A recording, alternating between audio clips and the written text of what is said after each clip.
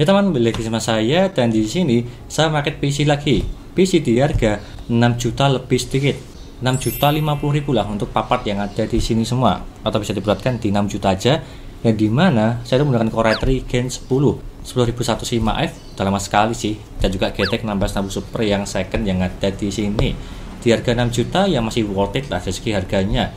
Tapi kalau pengen lebih bagus, silahkan up ke Core i3 Gen 12, itu lebih kencang sih. Kurang lebihnya seperti itu. Dan juga di sini apakah performanya masih bagus atau tidak menggunakan Core i3 Gen 10 untuk gaming di game-game menengah lah. Gimana performanya? Lihat aja PC ini. Dan sebelum itu, sebelum saya jelaskan apa saja spesifikasi yang ada di sini dan juga mereviewnya, jangan lupa klik subscribe di pojokan bawah tuh ya. Tinggal diklik seperti itu. Lanjut yang pertama di sini saya menggunakan Core i3 Gen 10105F yang tray, tidak ada boxnya, jadi ya lebih murah lah. Di harga 950.000. 4 core 8 thread udah lebih dari cukup lah.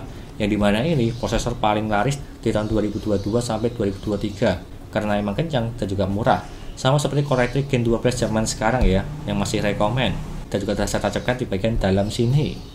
Dan selanjutnya saya menggunakan ini mobo dari MSI H510MB, yang dimana ini yang paling murah lah di harga 920.000. Tapi ada fitur debug LED yang dimana sangat gampang sekali untuk mendeteksi kalau misal ada kerusakan.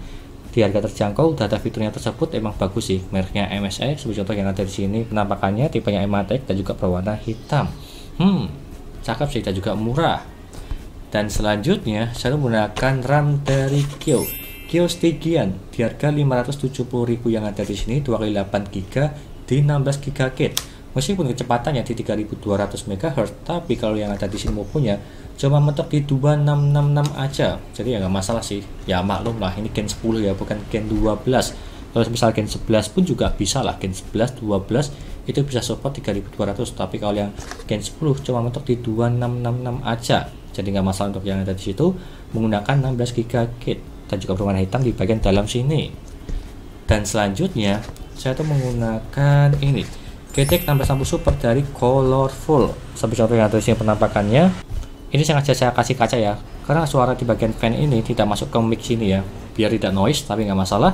Untuk yang ada di sini dual fan dan juga membutuhkan 8 pin power serta ada backplate-nya ya, berwarna hitam dan juga merah, sangat cakep sekali dari segi tampilannya. Dari mereknya Colorful di harga 1.850.000. Ini yang ada boxnya emang agak mahal sedikit ya. Kalau misal tanpa box di harga 1,750, kalau nggak 1,8. Tapi kalau yang ini ada boxnya lumayan lah untuk pajangan. Dan juga performanya udah sangat cukup sekali dan juga paling banyak orang minat lah untuk yang ini. Dan selanjutnya saya tuh menggunakan SSD NVMe dari Phenom RX. Ya ini langganan sih, karena harganya terjangkau di 550.000, 512GB. Ini rekomend juga, garansinya 3 tahun dari Asia Raya. Udah saya tancapkan bagian tengah dalam sini. Jadi mana kecepatannya tembus sampai di 3000-an, apalagi di Gen 3 ya. Berbeda seperti di Gen pada umumnya, seperti contoh Adata Legend 710, dia itu cuma di 2100 per 1000-an lah. Tapi kalau ini tembus 3000 per 2000. Di atas nanti di akhir video dari segi reviewnya ya, Phenom RX. Dan selanjutnya saya menggunakan CPU cooler dari PC Cooler R200 yang berwarna hitam seperti contoh yang ada di sini. Untuk mendinginkan Core i3 Gen 10 ya udah lebih dari cukup lah. Yang dimana stok luar Intel aja udah bisa mendinginkan, apalagi pakai ini udah lebih dari cukup. Yang penting menambah estetika dan juga performa dinginnya lah. Untuk yang ini di harga 160.000, berwarna hitam, memiliki 2 pipa dan juga 9 cm dari segi fan-nya. Yang dimana udah saya review di video sebelumnya lah untuk yang ini, PC Cooler R200.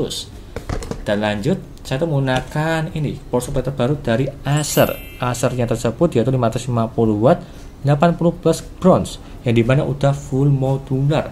Seperti contoh yang ada di sini penampakannya yang gak kelihatan lah, karena dia tertutup dengan cover di bagian samping sini. Tapi kalau yang ini di harga terjangkau cuma di 600.000, terbilang murah lah.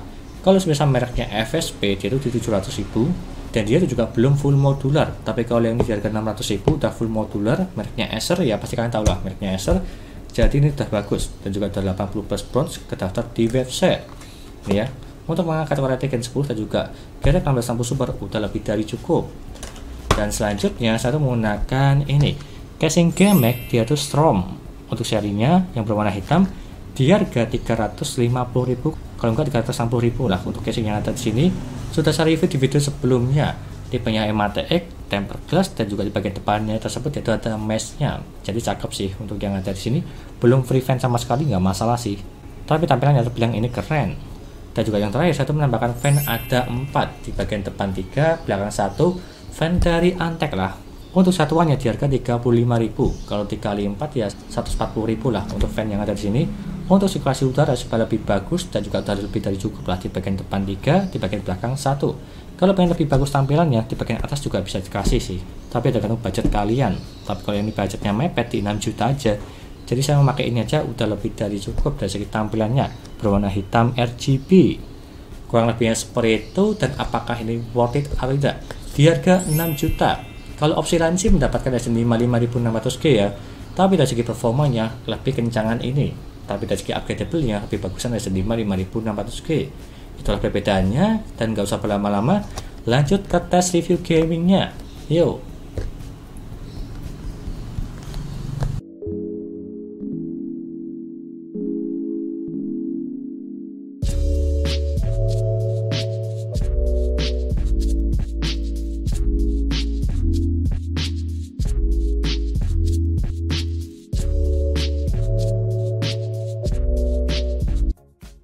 Lanjut yang pertama, dari segi HD Sentinel, untuk mengecek performa, kesehatan, serta suhunya, SSD NVMe Phenom RX. Untuk yang ada di sini, dia itu 100% semua, dan juga notnya dia itu perfect. Serta suhunya, di 34 derajat, terbilang ini dingin, yang dimana di bawah 40 derajat, bisa dibilang ini aman. Dan lanjut ke Crystal Diskmark, untuk mengecek kecepatannya, yang ada di sini membacanya mendapatkan di 3509, serta menulisnya di 2120. Dan kalau kita bandingkan yang ada di website yaitu up-to-nya 1900 per 1700. Dan kalau kita bandingkan, dia itu sangat jauh sekali perbedaannya, yang dimana membacanya terpaut di 1600 dan juga menulisnya di 400-an. Bisa dibilang ini bagus. Dan lanjut ke HW monitor, menggunakan PC Cooler R200 Black untuk menginginkan Core i3 Gen 10. Minimal yang mendapatkan di 31 derajat dan juga maksimalnya mendapatkan 69 derajat. Bisa dibilang ini dingin semua dari segi minimalnya maupun maksimalnya, yang dimana minimalnya cuma dimat jadi desktop tidak ngapa-ngapain 31 derajat terbilang ini bagus, dan apalagi maksimal ya saya tes di Cinebench dan dia mentok di bawah 70 derajat untuk yang ini.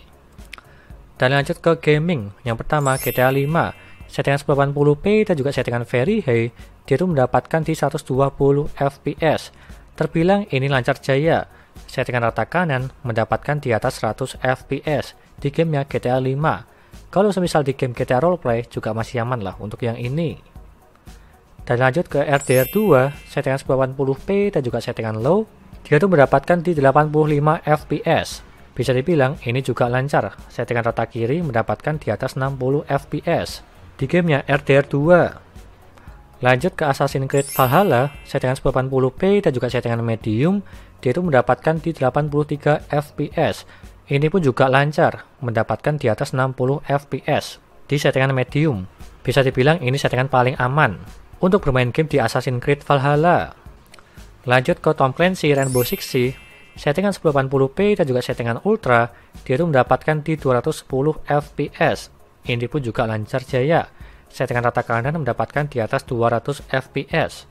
Dan kalau semisal di game Valorant juga sama lah untuk yang ini, malah mendapatkan lebih dari segi fps-nya di gamenya Valorant.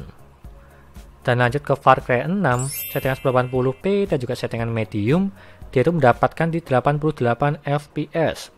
Ini pun juga sangat aman, masih mendapatkan di atas 60 fps di settingan paling aman di medium.